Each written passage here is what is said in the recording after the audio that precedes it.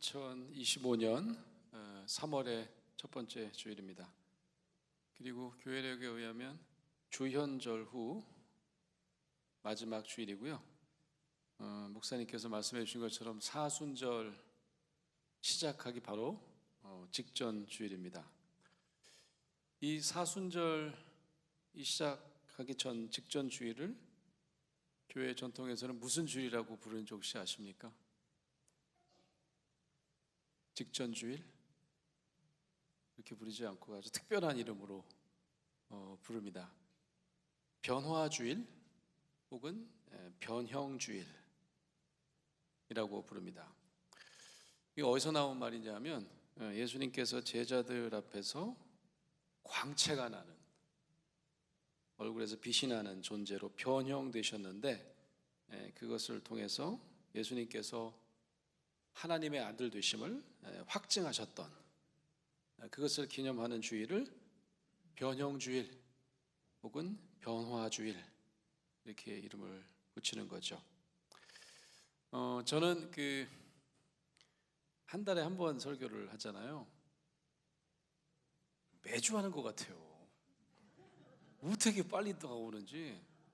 저 끝난 지 얼마 안 되는데 또 본문 달라고 그러고.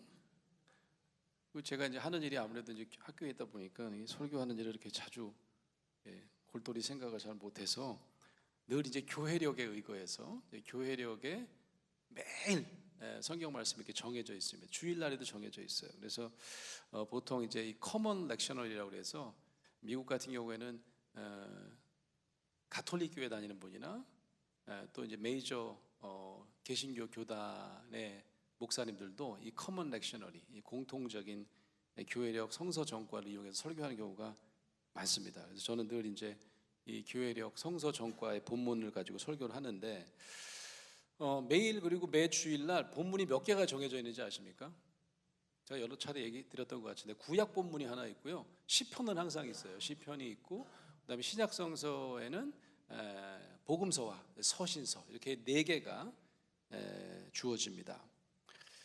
제가 처음에 이제 유학 가가지고 이제 설교학을 배우는데 이 렉셔너리를 굉장히 강조하는 설교학 교수님이셨어요. 그래서 이제 이분이 이 4개 본문을 꿰뚫는 주제가 있대요. 그래서 그거를 이렇게 묵상하는 게 굉장히 중요하다는 거예요. 근데 보통은 이제 이 4개 중에 하나를 골라서 설교를 하는데, 그렇게 하면 안 된다는 거죠. 이 4개를 관통하는 공통의 주제를 묵상하고 설교하는 게 뭐 잘하는 거다, 이런 말씀을 하시는데 이게 참 쉽지 않죠. 근데 아마 이제 렉셔너리를 만든 분이 그런 어떤 신학적인 주제를 찾아서 했을 가능성은 있을 것 같아요. 오늘 변화주일, 변형주일에 주어진 말씀을 보면 정말 그렇다는 게 확실히 느껴집니다. 구약성경, 복음서, 서신서 본문들이 전부 다 우리가 이 모세와 하나님, 그리고 예수님과 제자들, 그리고 저와 여러분, 우리 자신과 삼위일체 하나님과의 관계를 돌아보도록 하는 공통적인 주제가 있다는 점을 발견할 수 있습니다.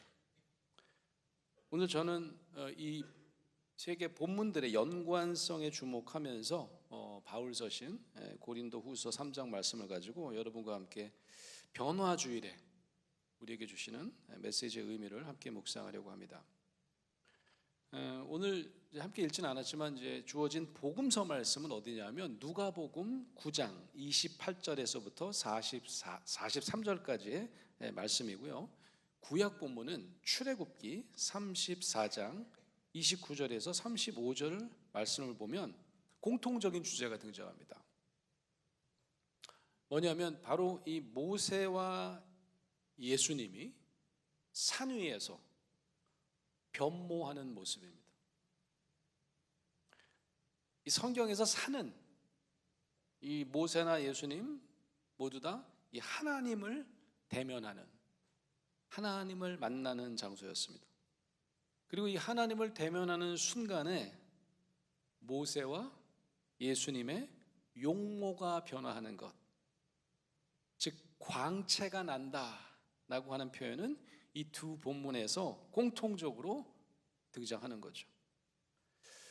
예수님께서 아끼시는 이제 12제자 중에 최측근 제자들 세 명이 복음서에 등장합니다. 제가 늘 이제 뭐 문고리 3인방 뭐 이러는데 베드로, 야고보, 요한 이 세 사람이 굉장히 자주 등장해요.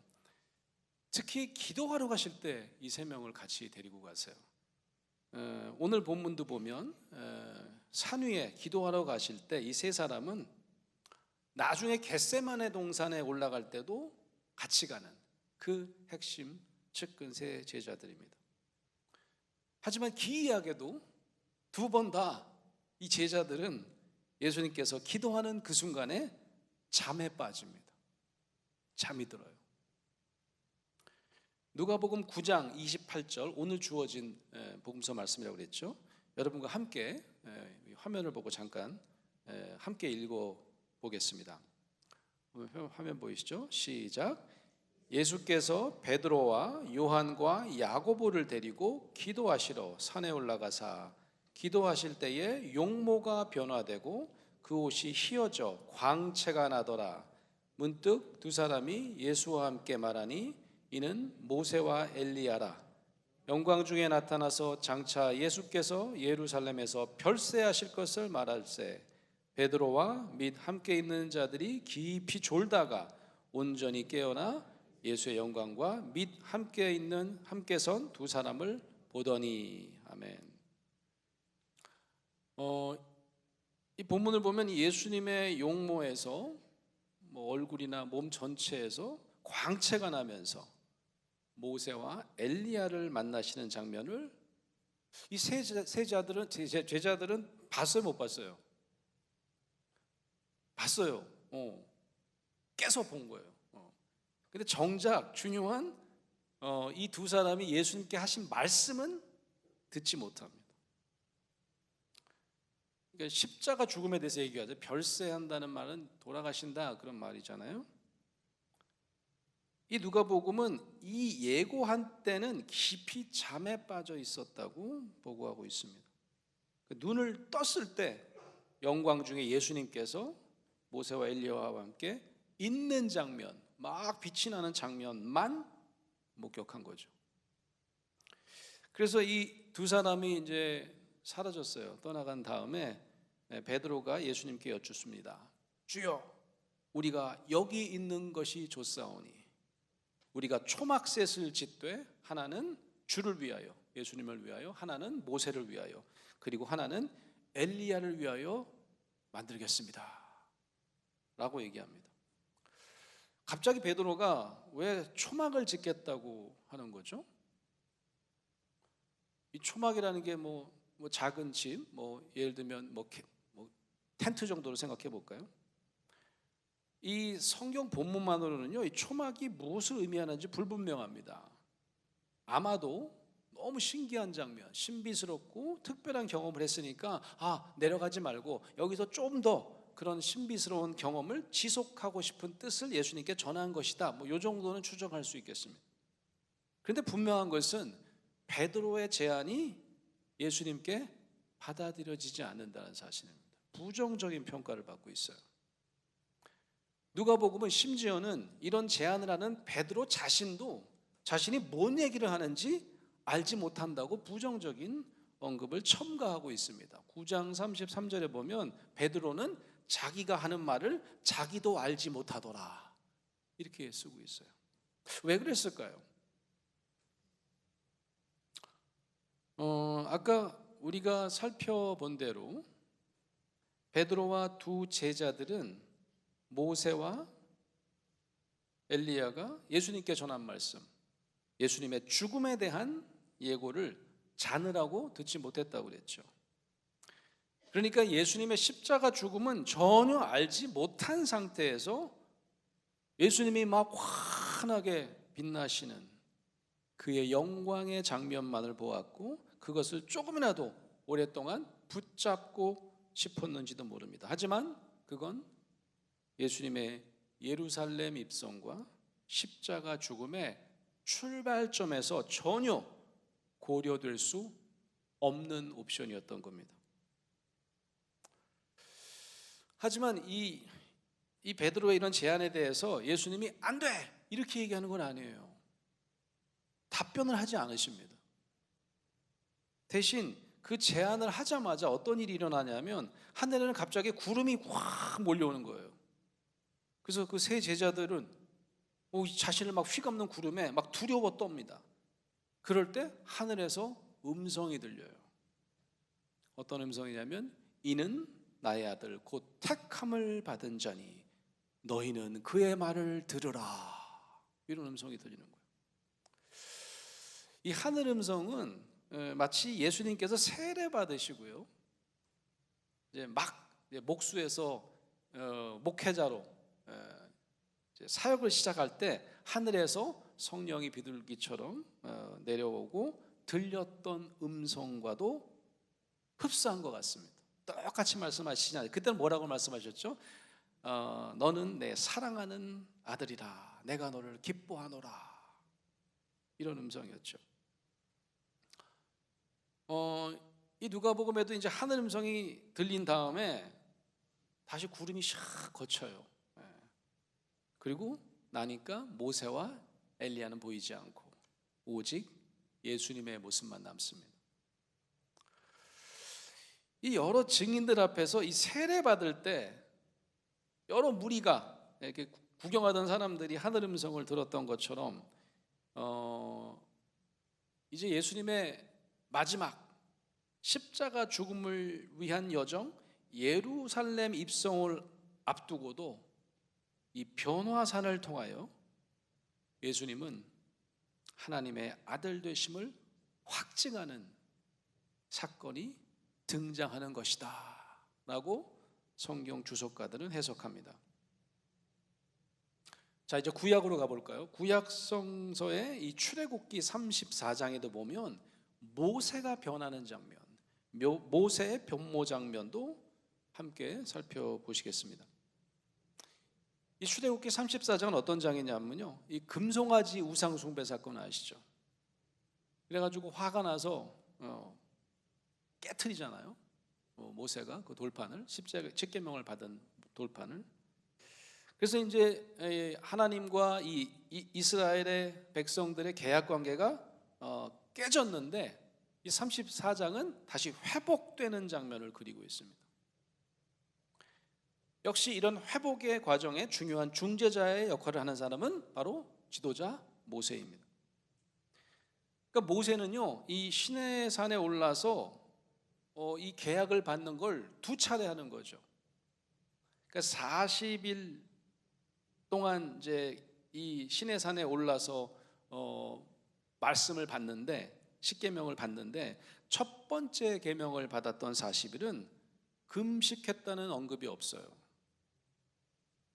근데 오늘 주어진 출애굽기 34장에 보면 이 모세가 두 번째로 시내산에 올라가서 40일 동안 있으면서 계명을 받는 장면인데 이때는 금식했다 이렇게 적고 있습니다. 모세는 이 기간에 이제 언약의 말씀인 십계명을 이제 돌판에 받는, 기록하는 장면인데 이 첫 번째 돌판을 받은 장면을 보면 그때는 하나님께서 직접 쓰셨다 이렇게 언급되어 있거든요.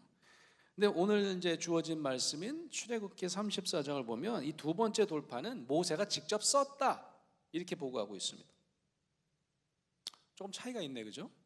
첫 번째와 두 번째 하나님의 계명, 즉 십계명을 받는 사건을 이렇게 비교해 볼 때 모세에게 일어난 가장 큰 차이점이 있습니다.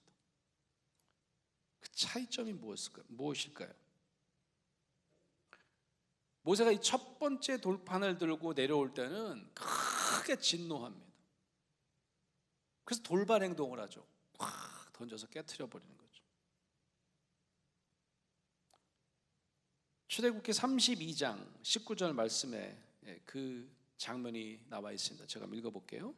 진에 가까이 이르러, 진이라는 건 이제 사람들이 모여 있는 장소를 얘기합니다. 의미합니다. 진에 가까이 이르러 그 송아지와 그 춤추는 것들을 보고 크게 노하여 우상 숭배하는 장면을 본 거예요. 손에서 그 판들을 산 아래로 던져 깨뜨느니라. 너무 화가 나가지고 결국 그걸 던져버리는 거죠. 하지만 여호와 하나님께서 다시 모세와 또 이스라엘 백성을 위해서 두 번째 시내산 계약을 맺은 후에 모세가 다시 백성을 만나는 장면이 등장하는데, 이 장면은 많이 다릅니다. 그 장면을 한번 출애굽기 34장 29절인데요 여러분과 함께 읽어보겠습니다. 화면을 보시고 같이 읽어볼까요? 시작. 모세가 그 증거의 두 판을 모세의 손에 들고 시내산에서 내려오니 그 산에서 내려올 때에 모세는 자기가 여호와와 말하였으므로 말미암아 얼굴 피부에 광채가 나나 깨닫지 못하였더라. 자기는 몰랐는데 몸에서 광채가 났던 거예요.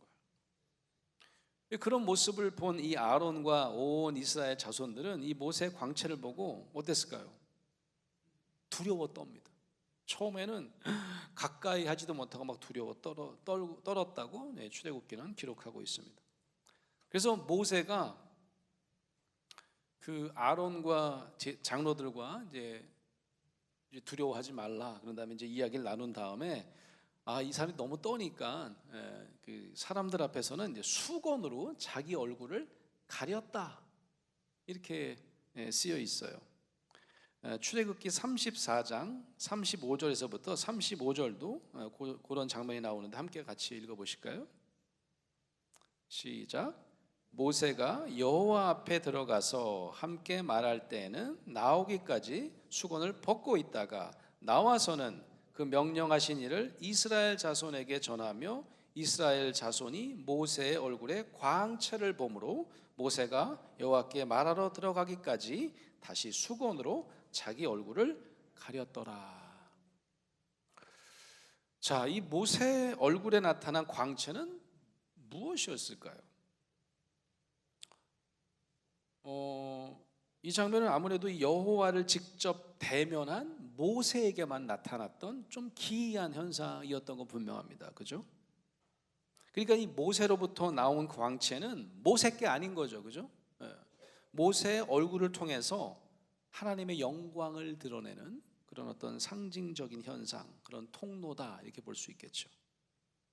마치 예수님께서 변화산에서 모세와 엘리야를 통해 하나님의 음성을 들을 때도 예수님의 용모에 변화가 있었다, 광채가 났었다 라고 하는 현상과도 유사한 현상이었다, 이렇게 추측할 수 있겠습니다.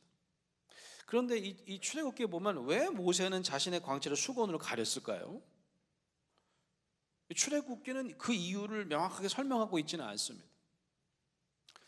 아마도 첫 번째 하나님과의 계약이 파기되었던 그 금송아지 사건 이후에 하나님과 백성 사이에는 대화의 벽이, 소통의 벽이 있었다, 이렇게 의미할 수 있다고 성서 주석가들은 해석하고 있습니다. 오늘 우리가 봉독한 서신서 말씀이죠. 고린도 후서 3장 말씀을 보면 이 수건의 의미를 보다 잘 이해할 수 있습니다. 사도 바울은 이 고린도 교회 교인들에게 이렇게 선포합니다. 너희는 우리의 편지라. 우리 마음에 썼고 뭇 사람이 알고 읽는 바라. 너희를 편지처럼 읽는데요. 그러니까 구약 시대에는 이 돌판에 새겨진 말씀이 중요한 하나님과 인간 사이의 계약의 증포였잖아요. 사도 바울이 고린도 교회와 이방 지역에 선교했던 시절에 그는 뭐라고 얘기를 하냐면 여러 서신을 통해서 복음을 전하는데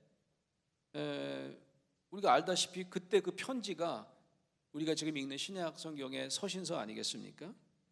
그런데 이 사도 바울은 더 이상 돌판이나 그땐 파피루스에다가 편지를 썼는데 이 파피루스보다 훨씬 더 중요한 게 있다고 얘기했어요. 그게 뭐냐면 그리스도인들의 마음판이다, 이렇게 선포하는 겁니다. 고린도후서 3장 3절을 여러분 함께 봉독을 하실까요? 한번 그 장면인데요, 같이 읽어볼게요. 시작.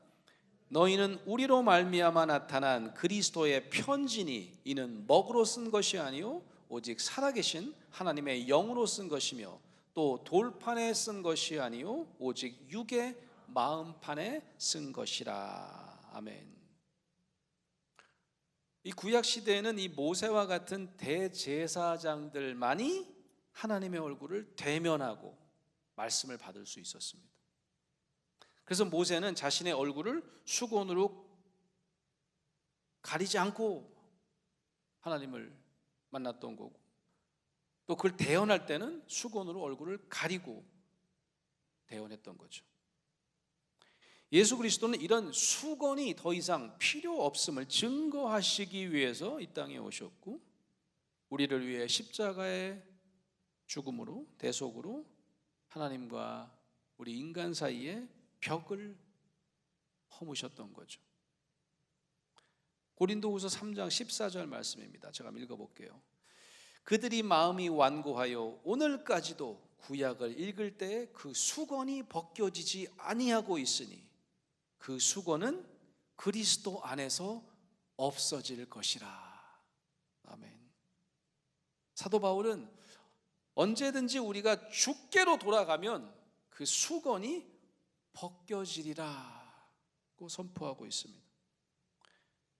이 수건이 벗겨진다면 우리도 모세와 같이 혹은 예수님처럼 광채가 나는 그런 새로운 피조물이 될 수 있는 것 아닙니까? 그렇다면 어떻게 하는 이것이 주께로 돌아가는 것인지 우리가 알아야 합니다. 그것이 오늘 변화주일에 우리가 깨달아야 할 가장 중요한 메시지라고 저는 생각합니다.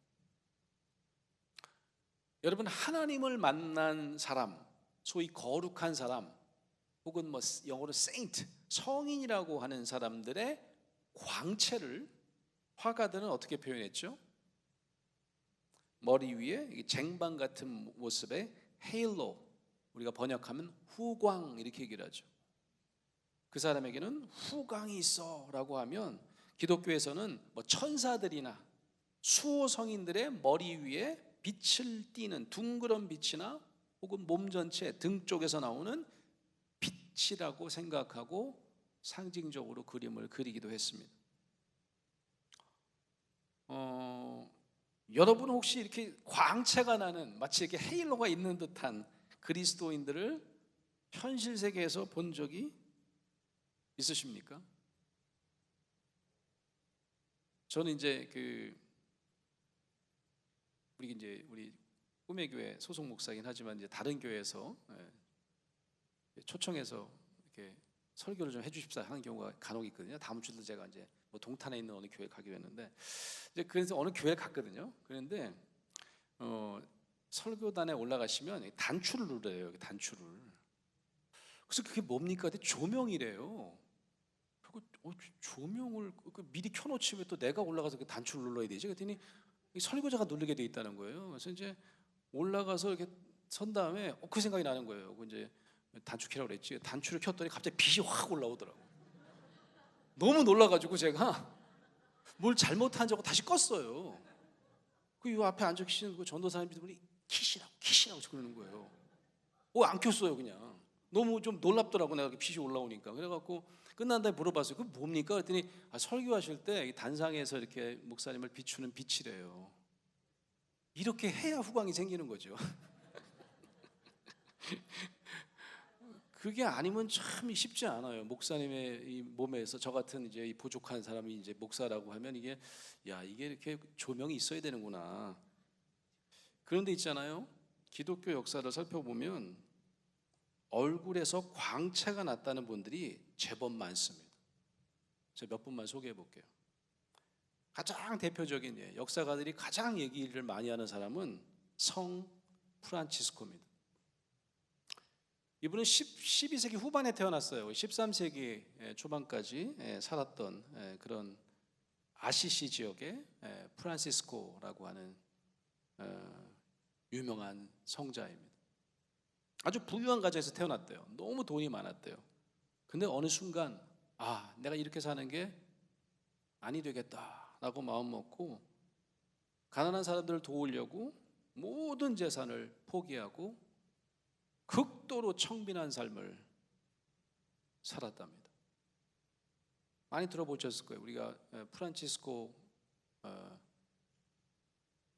성자의 기도문도 막 외우는 분들 많잖아요. 저희 이분이 하셨던 일의 가장 핵심은 아무도 돌보지 않는 그 전염병 환자들을 돌보는 일, 그리고 자연을 사랑하고 생명을 사랑하면서 정말 신적인 형제를 실천했던 분이다 라고 하는 것을 우리가 역사책에서 들어서 알고 있습니다.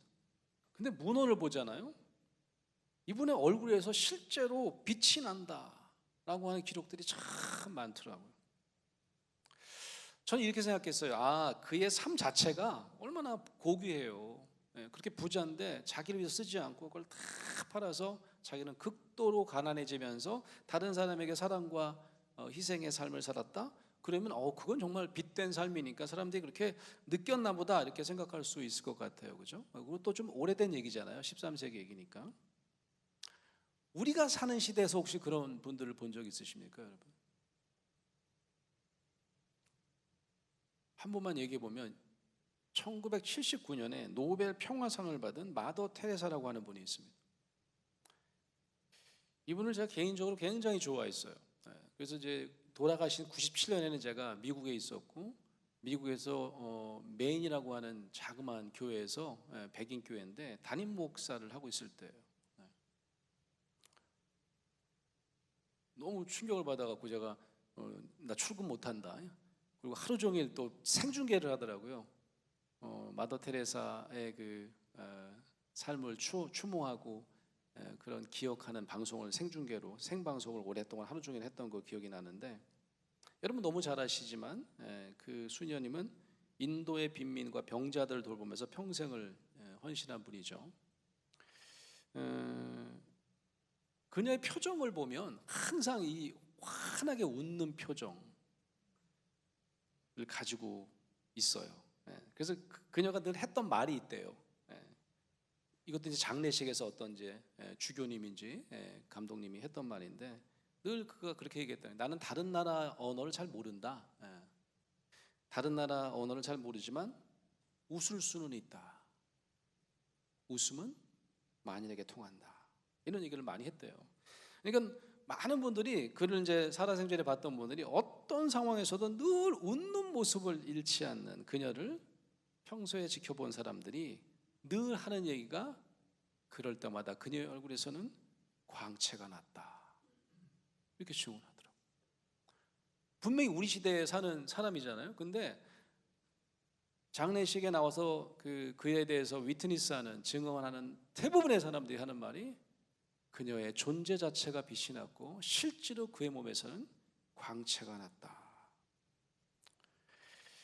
아까 말씀드린 것처럼 제가 이제 이분을 좋아해서 제가 이제 하는 일이 이제 상담, 이제 목회적 돌봄 이쪽 분야니까 이분처럼 사는 게 정말 뭐 도저히 할 수 없는 일이겠지만, 이분은 도대체 어떤 삶을 살았을까 궁금한 게 있잖아요. 또 연구자로서도. 그래서 이제 그분이 남긴 글이 많고 편지도 있고 기도문도 있고 이제 문헌을 찾아서 이제 한번 연구관이 연구를 한 적이 있어요. 그와 함께 일했던 수녀들이나 간호사들이 남긴 글을 보면 이런 기록들이 되게 많더라고요. 이 병원에는 늘 이런 환자들이 있대요. 아무도 가까이 하기는 걸 좀 꺼려하는, 만지지 못하는 그런 중환자들이 있다는 거죠. 상상이 되지 않습니까? 예를 들면 정말 막 방역복 하고 들어가지 않으면, 우리 코로나 때도 그런 거 많이 봤잖아요. 만지는 게 아니라 그 공간에 들어가기만 해도 이제 전염이 되는 그런 환자들이 있을 법하잖아요. 그리고 지나치게 피를 많이 흘린 사람들은 아무리 병원에 있는 전문가들도 그 환자들에게 다가가기가 쉽지 않았다, 그런 거죠. 문헌에 보면 뭐라고 되냐, 그럴 때마다 혜성과 같이 등장하는 사람이 바로 테레사 수녀라는 거예요. 주저하지 않고 제일 먼저 달려들었다는 거죠. 그래서 그들의 고름을 짜고 흥건한 피를, 온몸에 피가 묻어서 철철 흐를 때까지 닦아내고 또 닦아내더라. 그러면서 뭐라고 써냐면, 그러고도 그의 표정은 늘 웃는 모습이었다 라고 하는 거예요. 이런 장면을 보았던 사람들이 많을 거 아니겠어요, 주변에. 그러니까 그런 사람들의 기록이 너무 많았어요. 그리고 뭐라고 써 있어요? 아까 얘기한 것도 그럴 때마다 그녀에게서는 영롱한 광채가 났다. 이런 말도 있더라고요. 그래서인지 우리는 그저 그의 행적을 무엇인가에 홀린 듯 보고 있을 수밖에 없었다. 좀 핑계 같더라고. 지들은 하기 싫으니까. 가까이 하기 힘든 중환자들을 늘 테레사 수녀의 몫이었다. 이런 글들이 많더라고요. 자, 같이 일하는 병원에 수녀도 있고요. 많아요. 수녀들이 많아요. 간호사도 있어요. 의사도 있겠죠. 근데 어떻게 테레사 수녀만이 그런 일을 감당할 수 있었을까? 저는 좀 의아했어요. 어떻게 가능했을까? 어느 날 이제 그분의 기도문이 많은데 이제 그걸 제가 이렇게 보다가 테레사 수녀가 매일 아침에 눈만 뜨면 암송했다는 짧은 기도문을 발견하게 됐습니다. 그리고 무릎을 쳤어요. 테레사 수녀의 비밀을 제가 알게 된 거죠. 여러분한테 알려드릴게요. 기도문은 아주 간결했습니다. 한번 보실까요? 한번 읽어볼까요? 같이 시작. 오 주여, 오늘도 제가 당신을 만날 수 있을까요? 매 순간 제가 만나는 모든 환자들의 모습 속에 주님을 보게 하옵소서. 아멘. 전 이제 영어로 처음에 읽은 May I see you today, Lord? 뭐 이런 그 제목의 시였는데 이분은 이 테레사 수녀는 환자들을 어루만지고 껴안았던 것이 아니었던 거예요. 그의 기도처럼 그는 어떻게 이렇게 환한 얼굴 고름을 짜고 피투성이의 사람에게 달려들었을까? 예수 그리스도를 발견한 사람처럼 그를 안고 그분을 보고 기뻐하는 얼굴로 사역을 했던 거죠. 그의 영적인 상상은 바로 그런 광채 나는 얼굴, 하나님을 만난 사람들만 뛸 수 있는 그런 웃는 얼굴, 그런 엄청난 사랑의 실천이 가능했던 것이 아닌가. 변화산에서 이 예수 그리스도의 영광을 직접 본 제자들, 그들에 대해서 기록한 누가복음 9장에서는 놀랍게도 계속해서 사역에 실패하는 제자들의 모습을 그리고 있습니다. 예를 들면 귀신 들린 외아들을 고쳐달라고 하지만 제자들은 실패합니다. 그래서 할 수 없이 예수님께 오는 거죠. 예수님은 재차 누가복음 9장에 자신의 십자가 죽음을 예고하지만 제자들은 그 말씀의 의미를 깨닫지 못해요. 심지어는 무슨 짓을 하느냐, 제자들끼리 모여서 누가 큰 자냐 변론을 벌이기도 합니다. 네가 잘나냐 내가 잘나냐. 얼마나 기가 막히셨을까요? 예수님은 이렇게 기가 막히셨을 예수님은 야단치지 아니하시고 9장에 보면 어린아이 하나를 데려다가 이렇게 말씀하십니다. 누구든지 내 이름으로 이런 어린아이를 영접하면 곧 나를 영접하며 곧 예수님이 보내신 하나님 아버지를 영접하는 것이라, 이렇게 선포하십니다. 그리고 가장 중요한 마음속 수건을 거치게 하는 비결을 선포하십니다. 너희 모든 사람 중에 가장 작은 그가 큰 자니라, 이런 말씀을 하세요. 예수님은 큰 자가 되길 원하는 제자들의 논쟁에서 가장 작은 자와 큰 자를 대비시킵니다. 큰 자를 상대함으로써 되는 것이 아니라 어린아이로 상징되는 작은 자를 영접함으로써 가능해진다는 진리입니다. 작은 자 안에 하나님이 계시기 때문입니다. 하나님의 영광은 큰 자가 누리는 그런 영광이 아닙니다. 오히려 세상에서는 지극히 작은 자를 영접할 때 하나님의 영광을 드러내는 거룩한 자로 변모되는 것입니다. 이런 변모의 비밀을 선포하시는 사도 바울의 말씀을 드라마 바이블로 함께 묵상하시겠습니다. 3장. 우리가 다시 자천하기를 시작하겠느냐? 우리가 어찌 어떤 사람처럼 추천서를 너희에게 붙이거나 혹은 너희에게 받거나 할 필요가 있느냐? 너희는 우리의 편지라. 우리 마음에 썼고 무사람이 알고 읽는 바라. 너희는 우리로 말미암아 나타난 그리스도의 편지니 이는 먹으로 쓴 것이 아니요 오직 살아계신 하나님의 영으로 쓴 것이며 또 돌판에 쓴 것이 아니요 오직 육의 마음판에 쓴 것이다. 우리가 그리스도로 말미암아 하나님을 향하여 이 같은 확신이 있으니 우리가 무슨 일이든지 우리에게서 난 것 같이 스스로 만족할 것이 아니니 우리의 만족은 오직 하나님으로부터 나느니라.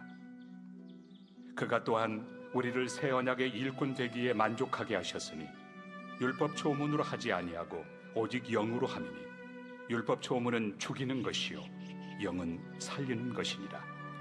돌에 써서 새긴 죽게 하는 율법 초문의 직분도 영광이 있어 이스라엘 자손들은 모세 얼굴에 없어질 영광 때문에도 그 얼굴을 주목하지 못하였거든. 하물며 영의 직분은 더욱 영광이 있지 아니하겠느냐? 정죄의 직분도 영광이 있은즉 의의 직분은 영광이 더욱 넘치리라. 영광 되었던 것이 더 큰 영광으로 말미암아 이에 영광 될 것이 없으나 없어질 것도 영광으로 말미암았은즉 길이 있을 것은 더욱 영광 가운데 있느니라. 우리가 이 같은 소망이 있으므로 담대히 말하노니 우리는 모세가 이스라엘 자손들에게 장차 없어질 것의 결국을 주목하지 못하게 하려고 수건을 그 얼굴에 쓴 것 같이 아니하노라. 그러나 그들의 마음이 완고하여 오늘까지도 구약을 읽을 때 그 수건이 벗겨지지 아니하고 있으니 그 수건은 그리스도 안에서 없어질 것이다. 오늘까지 모세의 글을 읽을 때 수건이 그 마음을 덮었도다. 그러나 언제든지 주께로 돌아가면 그 수건이 벗겨지리라. 주는 영이시니 주의 영이 계신 곳에는 자유가 있느니라. 우리가 다 수건을 벗은 얼굴로 거울을 보는 것 같이 주의 영광을 보며 그와 같은 형상으로 변화하여 영광에서 영광에 이르니 곧 주의 영으로 말미암음이니라. 아멘. 사랑하는 성도 여러분, 우리가 현실 세계에 살지만 광채나는 그리스도인으로 살고 싶지 않으십니까? 방법이 있습니다. 우리 주변에 예수 그리스도가 영접하라 명하셨던 작은 이들, 그들의 모습에서 주님의 모습을 발견하시는 저와 여러분 되시기를 간절히 축원합니다. 그럴 때 우리의 모습은 가장 환한 웃음으로 주님을 만나고 하나님의 영광을 드러내는 광채나는 그리스도인들이 될 줄로 믿습니다. 아멘.